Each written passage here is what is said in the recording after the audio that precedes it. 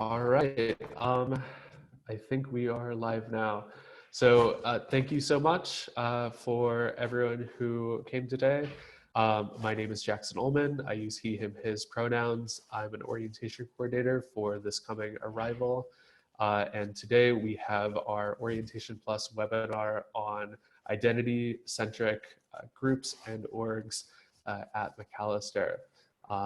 So thank you so much for all of our panelists for coming today. As a reminder, we also have our other orientation coordinator, Morgan, in the chat today. She's going to be moderating and looking for questions. And we will answer any questions that we have at the end of the broadcast. So today we have Jennings Mergenthal, we have Odum, and we have Tokosang Lokule. Thank you so much for joining us today.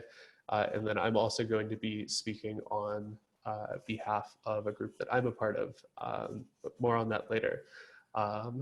Jennings, would you like to start us out today? Sure. So my name is Jennings Mergenthal. I use they, them pronouns. I will be a senior and I am a bio and history double major. Today I am here on behalf of Proud Indigenous People for Education, or PIPE.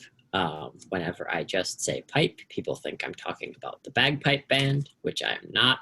We have significantly fewer white people than the bagpipe band.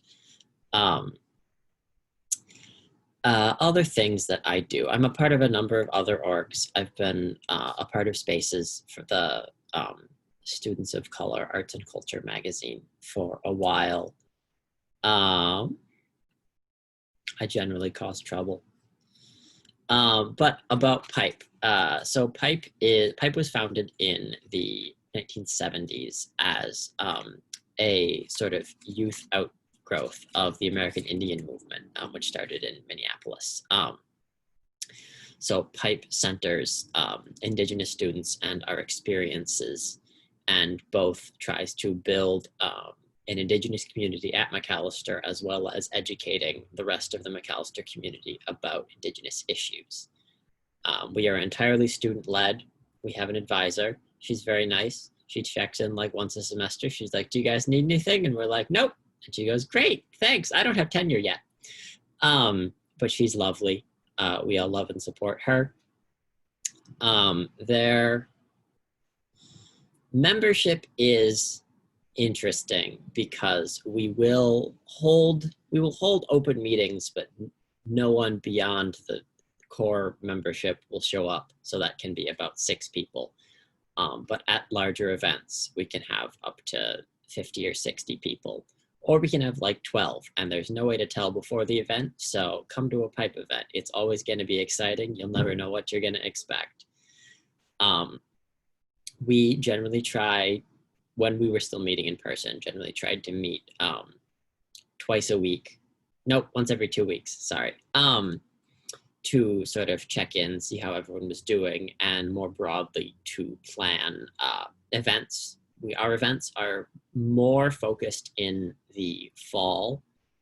We usually do an Indigenous Peoples Day event, as well as a number of things in November for Native American Heritage Month. Things we've done in the past include, like, we've done meals, we've done panel discussions, we've done a documentary screening, a variety of things. It's sort of, we make the space what we need for Indigenous students, and what we all individually need to go forward, and how we can support each other. Last year, we were part of the effort to rechange the name of the Humanities Building, so it wasn't named after our virulently racist founder, the founder of Macalester, Edward Neal.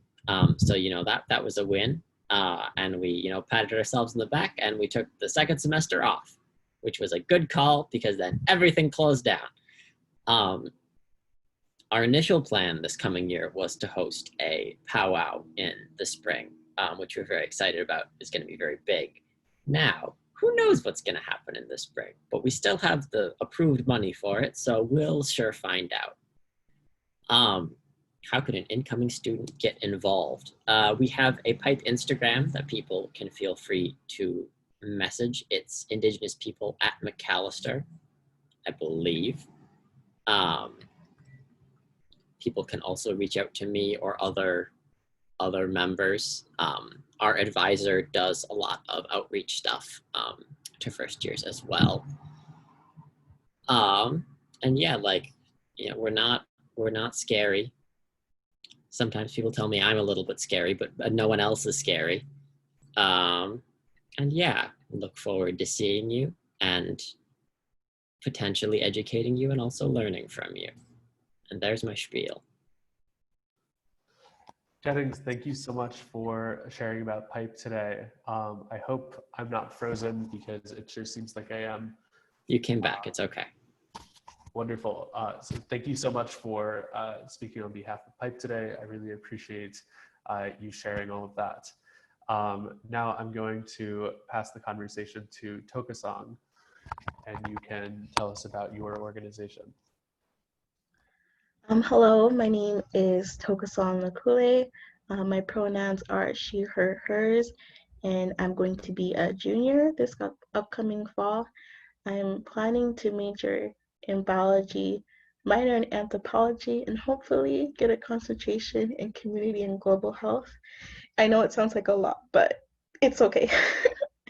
I am a Southern Sudanese who was born in Sudan and immigrated to America when I was a child. And I've been living in Phoenix, Arizona since. So some things about me. So the group that I'll be representing is BLAC, which stands for Black Liberation Affairs Committee. And I'm not very good on my Mac history, unfortunately, but I'm pretty sure we were founded around the 1960s and 70s, and we were centered in this place called the Black House, which is now the Cultural House or C House, and we also have a space located in one of the residential buildings called Turk, and it's called the Sound of Blackness, and that's usually where we go and meet.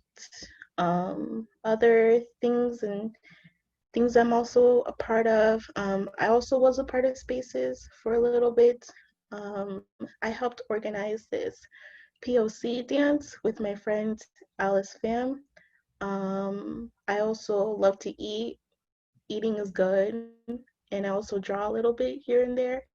And unfortunately, but I guess it's unfortunate, but I recently became addicted to The Sims now that I have so much time on my hands. And yeah, so our org is student led. It is identity centric because the majority of our group members are Black, but it isn't an identity collective. And yeah, our people, I'm guessing the number of people that we have in our org ranges to 40 to 50 students. So I think that's a good number.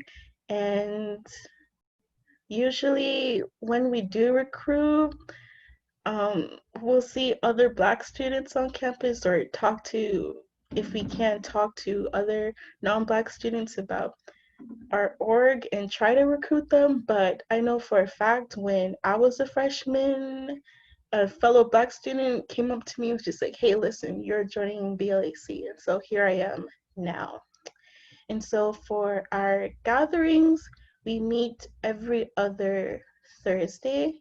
And during our meetings, we usually have a theme or some sort of discussion we like to go off, or we'll have games to play like Jeopardy. The beginning of last year's school semester, our theme was mostly on the meeting space. The Sounds of Blackness got changed into a classroom space. So for a while, we kind of discussed that and what we wanted the school to do and how they made these decisions without, our approval and stuff. So we had those conversations at the bit, but that was a theme that we were going off of for a while. With other gatherings, we usually have a barbecue at the beginning of the fall semester, but we don't think that can happen anymore. But we are planning instead to do a social distancing sit-in, considering all that has happened in Minnesota with George Floyd and our fight and push for racial justice. We hope that maybe we can do a sit-in and talk about and fight against so much racism that we see here in MAC. Another thing I think we did was we had a small discussion series last year about colorism in the world. And unfortunately, that didn't really take off during the second semester, but I believe during the first semester we had one panel, and we were also rooting and trying to do a second panel during the second semester. So hopefully we can finish it off this year. And yeah, showcases, we have a showcase every Black History. I can't talk. We have a showcase on every during Black History Month. We have a showcase, so that's when we have a showcase. When considering activism, again, we are continuing the drive of the BLM movement and the recent happenings with the George Floyd case to, discuss and address racism at a predominantly white institution. And right now we're collaborating with the BLM at MAC Group, which was started by Fatia, our president. And we helped, share resources on protest and such like events. And also recently we helped organize a donation drive that was really successful. And we were also able to match MAC donations made to Black communities and other groups. And I believe we made 20,000 and MAC matched that with 40,000. And so I think that's about it. You can contact me if you have any information, or you can contact and shoot an email to our student email, PLSC at Macalester, blah, blah, blah, blah. And also, if you have the time, you can also follow us on our Instagram, which is BLAC at MAC. And so, yeah. Wonderful. Thank you so much for sharing all of that information, Tokosang. One thing I wanted to just ask really quickly to clarify for the audience, during your events, part of your discussion, you mentioned showcases. Could you say a little bit more about those and what goes on during those? So yeah, usually in February we hold a showcase during Black History Month week, and that recently our showcase that we did last year in February, this year is still 2020, so this year in February when we held our showcase, it was called the Mbutu Showcase, and it was themed and surrounded around Black joy.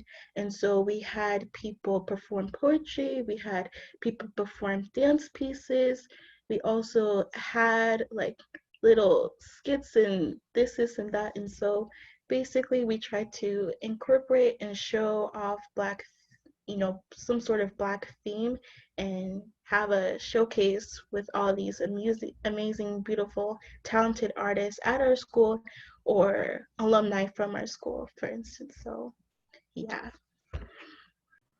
Wonderful. Thank you so much for clarifying that for our audience. Those are some of the most impressive student anything that students do on campus, and so I wanted to make sure that they knew about that. And then for our next speaker, I will pass the conversation to Finn Odum. Hi, everybody. I'm Finn Odum. I use she and they pronouns. I am a rising senior and a geography major. I have a minor in media and cultural studies, which is basically a film minor. And I also have a concentration in community and global health. It's a great, great department. I love it so much. I am here on behalf of Queer Faith Community, more commonly known as QFC. I am currently our facilitator. I also take part in a number of other random orgs on campus. I work with Habitat for Humanity, and I am the president of our MAC rugby team. I've also written a couple things for varying publications, not spaces, because I'm very white. But I've written for the Mac Weekly and our school's satire magazine. So what is our group? Our group is, so queer faith community operates on the intersection of sexuality and spirituality. We are, I believe, the newest queer org on campus, as well as one of the newer faith orgs on campus. We were started the year I was a freshman, so it's 2017. And QFC is a small group of people who have either grown up in various churches or religious spaces and come into queer identities, have reversed, been queer or known that they were queer, and then found a faith life later on, or just kind of existed in some weird mesh of the two. Personally, I am bisexual and gender fluid, and I also was raised by a Methodist pastor. And so I've kind of had this weird reckoning of my identity all of my life, because the church is pretty homophobic sometimes. Sucks.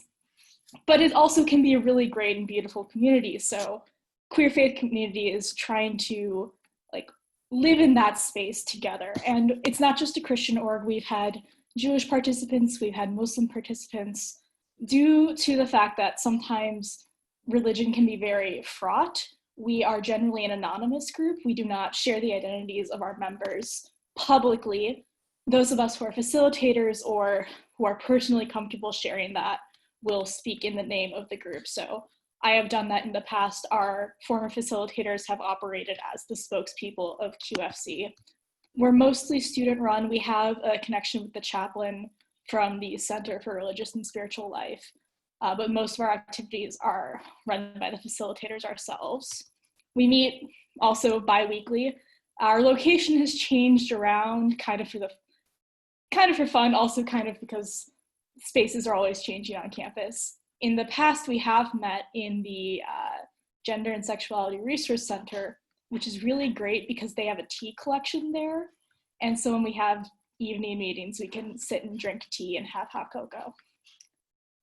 Again, it's a very small group just because it's a strange place to occupy on campus, but we are very open. We've had, most of our events have been in the spring as opposed to the fall. We have an annual love feast, which is a massive potluck open to anyone who identifies within either group. You do not have to be queer necessarily to go, and you also don't have to be part of a religious group to go. The love feast started because a few years ago, a very rare occurrence, but there was a group of homophobic protesters who came to our campus spitting Christian rhetoric. And myself and the leader of the Unitarian Universalist group were very taken aback by this and decided that we needed to, as people of faith lives, we needed to do something about it. And so the Love Feast was born out of that, and it's really, really fun time, and it's open to everybody. And God willing, if we can have the event again in the spring, I will be really excited for that. Also in the spring, this past year and the year before it, the queer faith community, along with Queer Union and our Department of Multicultural Life, has sponsored students to go to a Midwestern LGBTQ conference. This past year, it was in Kalamazoo, Michigan. I was abroad and I could not attend, but I heard really great things from our attendees. Again, ideally in the spring, if they have it, they are going to have the conference in Madison next year, and the theme will be on queerness and protest, which I believe is a relevant theme to the current situation going on in Minnesota. What else? How do you get involved? Well, so I got involved a couple years ago during the lavender reception. I do not know what that's going to look like if we have one this year with the OSLE, but you can shoot queerfaith@Macalester an email. You can also email me because I'm operating both our org's email and my personal email. And we'd love to have people. Again, it's a really cozy space. And it's been kind of a second family for me. I've had a couple rough incidents over the past couple months, as a lot of people have. and knowing that I can communicate with people from QFC and the friendships that I've made in that group specifically has been really, really beneficial. I came out to my entire family when I was at Macalester, and being able to go into that room and talk to people and just know that they had my back was really, really key to my Macalester experience. So yeah. That's really wonderful. Thank you so much for sharing that, Finn. I did have one clarifying question. You mentioned the lavender reception. Could you just say a little bit about that really quick? Yes, so traditionally at the beginning of orientation or sometime during orientation, there is a lavender reception, lavender gathering. I'm not quite sure what the name is exactly, but it is a space for first years to come in and mingle with students who are in other queer orgs on campus. It's a really great place if you are just coming into your identity and want resources, or if you just kind of want to meet other first years who might have had similar experiences as you. And you can get contact information for the varying queer and LGBTQ groups on campus. Wonderful. Thank you so much. And once again, after this video is posted, we will have all of the contact information provided by our panelists readily available so that you will be able to contact these groups, these orgs, whatever staff or faculty members are associated, and our panelists if you have any more follow-up questions. So now that the rest of our panelists have spoken, I'll go ahead and go. My name again is Jackson. I use he, him, his pronouns. I'm a member of the class of 2021, but I'm not exactly a senior. More on that later. And the org group that I'm a part of is the Disability, Chronic Pain, Chronic Illness Collective. That's a part of the DML. It's also pretty heavily associated with disability services. And I'm in it because I have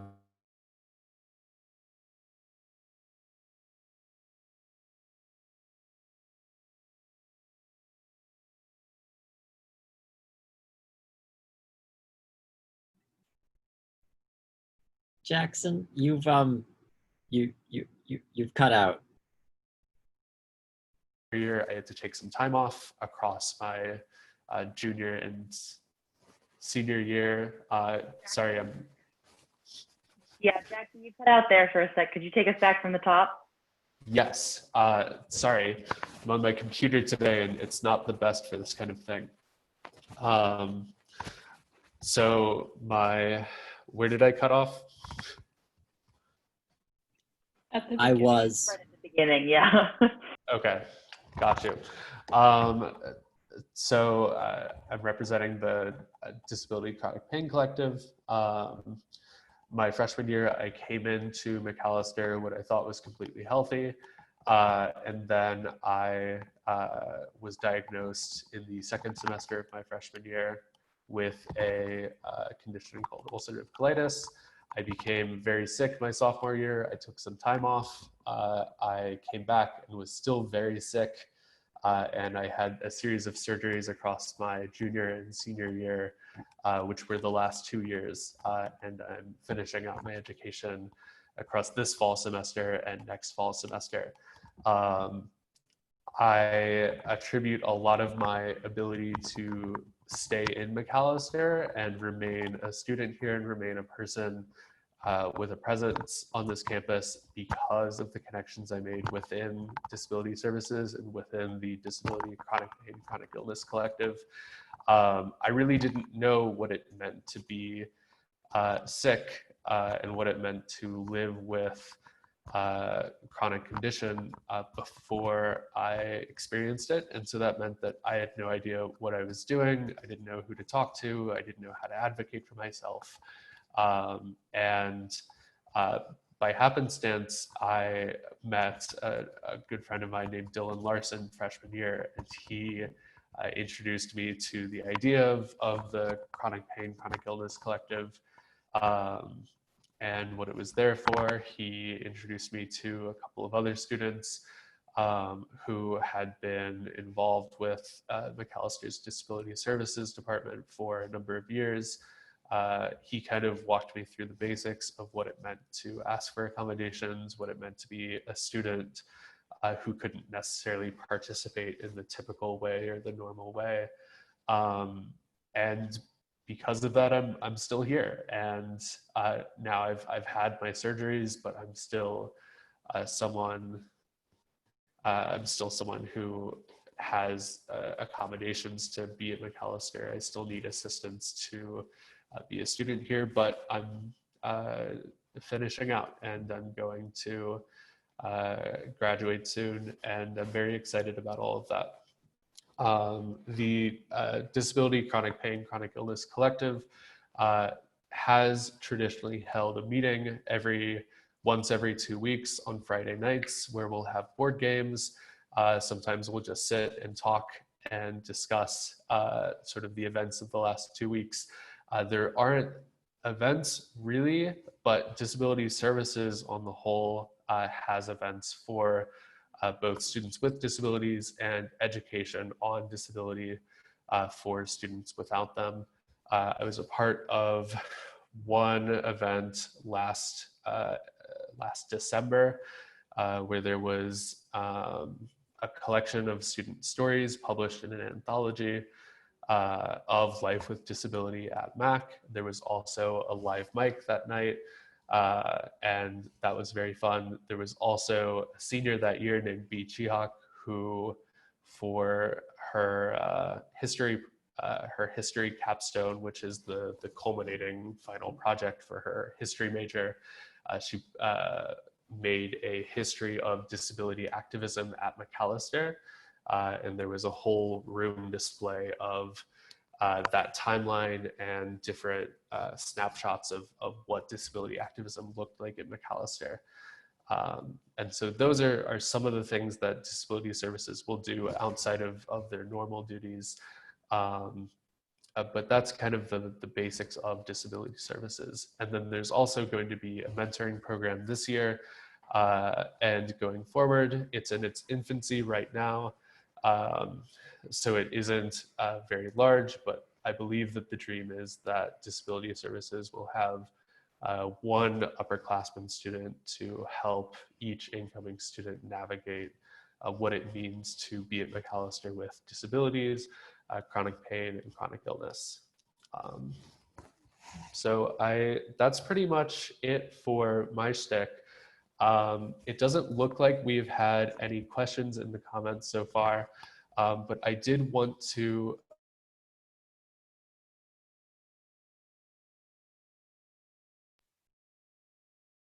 Unfortunate with the technical difficulties. That might mean that I have to show my face, which is even more unfortunate since this is being recorded. Hello, everybody. Oh, Jackson unfroze. Well, to sidestep any potential technical difficulties, I'll do our quick wrap up here to say thank you so much to all of our panelists for joining us today. These are 3 exceptional students who are part of extremely impactful orgs on campus.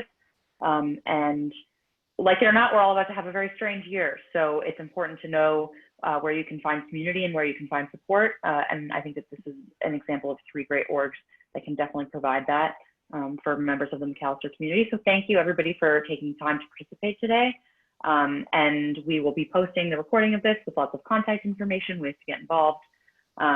And we hope that at least one org here has sparked your interest and that you are as excited as these guys are to get involved with student life at Macalester. So thank you everybody again.